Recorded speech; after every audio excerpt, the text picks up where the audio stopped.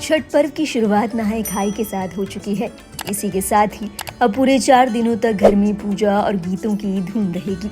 इस दौरान ठेकुए की महक और छठी मैया के गीतों के साथ एक चीज जिस पर लगभग सभी का ध्यान जाता है वो है महिलाओं के द्वारा लगाया गया लंबा सिंदूर। छठ पर महिलाएं नाक से लेकर अपने सिर के आखिरी छोर तक सिंदूर लगाती हैं। इसे देखकर अक्सर लोगों के मन में ख्याल आता है कि इसके पीछे क्या कारण है। आइए इस वीडियो में आपको बताते हैं कि नाक से सिर तक सिंदूर लगाने का क्या महत्व है। नाक पर सिंदूर लगाने को लेकर कई सारी मान्यताएं प्रचलित है। शादी के वक्त अगर नाक पर सिंदूर गिरे तो कहते हैं कि सास बहू को बेहद प्यार करती है।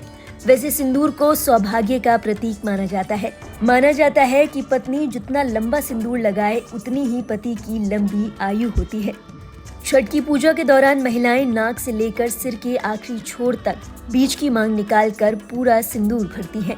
ये सिंदूर नारंगी रंग का होता है। इस नारंगी सिंदूर को लेकर मान्यता है कि सिंदूर ऐसा लगाना चाहिए जो सबको दिखे।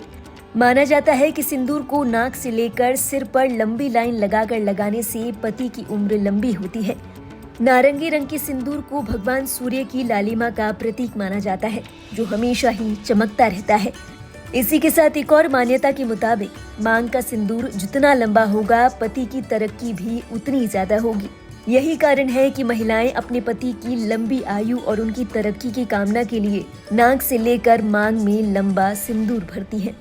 बताते चले छठ को बिहार के सबसे अहम और बड़े त्योहारों में से एक माना जाता है। इस दिन महिलाएं अपने सुहाग और संतान की मंगल कामना के लिए पूर्ण निष्ठा और नियमों के साथ व्रत करती हैं। ये 36 घंटे का निर्जला व्रत होता है। षष्ठी की शाम को डूबते सूरज को अर्घ दिया जाता है। उसके बाद सप्तमी की सुबह महिलाएं उगते सूरज को अर्घ देकर इस व्रत को पूरा करती हैं। इस दौरान मांग में लंबा सिंदूर लगाने का बेहद महत्व है। छठ पर मांग में लंबा सिंदूर और 16 श्रृंगार करके सजने की प्रथा है। कहा जाता है कि इस दौरान महिलाएं जितना श्रृंगार करती हैं, उनका घर उतने ही धन धान्य से भर जाता है। मान्यता ये भी है कि सबसे पहला सिंदूर माता सीता ने लगाया था।